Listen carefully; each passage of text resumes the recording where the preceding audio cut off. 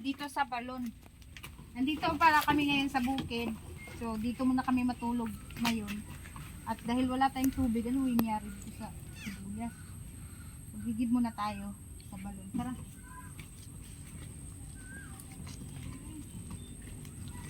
I-stop. Kakabalo kagasa dapat ang i-stop. O, dali na guys. Dito tayo mag-gilid. Yan. Nahirap lang yung daan dito kasi bakit. Ayan. Mag-ingat lang tayo kasi last time nag-gilid yung asawa ko may sobra. Sana wala ngayon. Ano nandito layas tiyo? Ha? Malayas ang kubra. Ay kabo dito tiyo. Ay pera. Doa, lain ng kabo diha, ay nagilute. Hindi. Ay kabo dito siya to ang tabay. Hindi.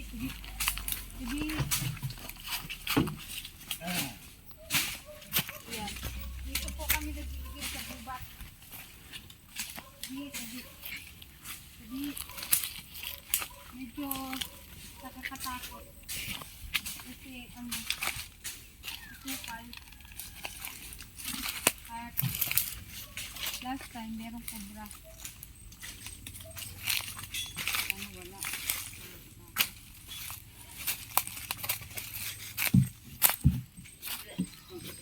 Ayun na guys.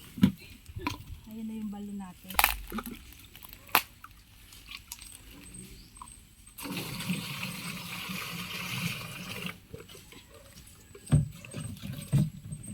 So,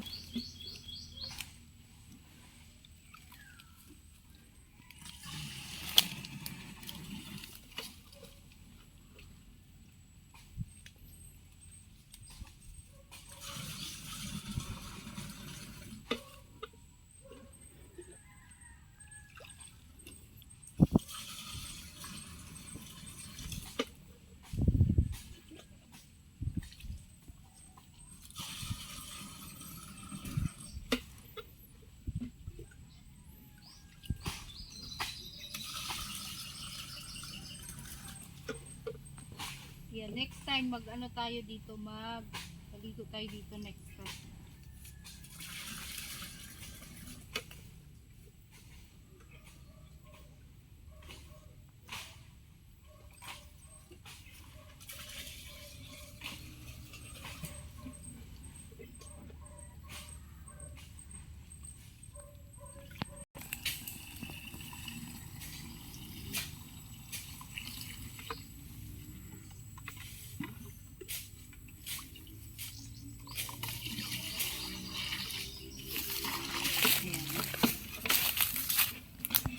Tapos dito natin ilalagay yung tabo.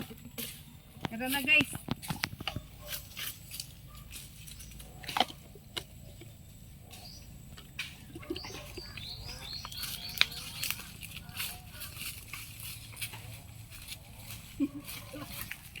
Ayan, pinadala ko sa anak ko kasi hindi ko kaya.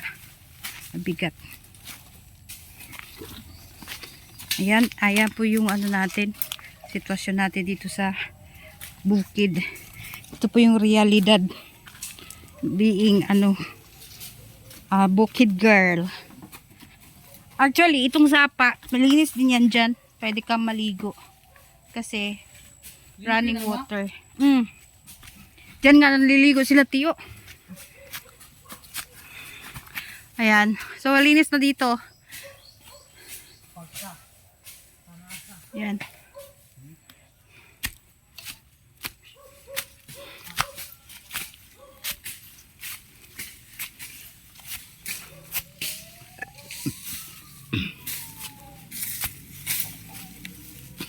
Ko sa baho sa baho.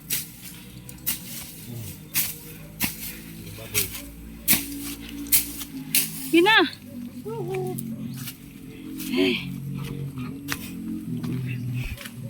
Ay, may baboy pala dito guys. Hello Dek. Isa naman lang lagi eh. Ay, tag-isa na sila. Hi Dek. Dik. Kulang lang sila tubig ba? Dik. Tatlo to eh. Lalaki na oh. Di mo, bali na tambok mo na. Bye-bye, Dek. Lab, magigipog ka? Dito rakan ko maligo. Sa sunod na po diha. Mahadlok man ko. So, ayun lang muna guys for today's video. Thank you so much for watching. Bye mga katsabe. Ayan yung mga manok namin. Oh.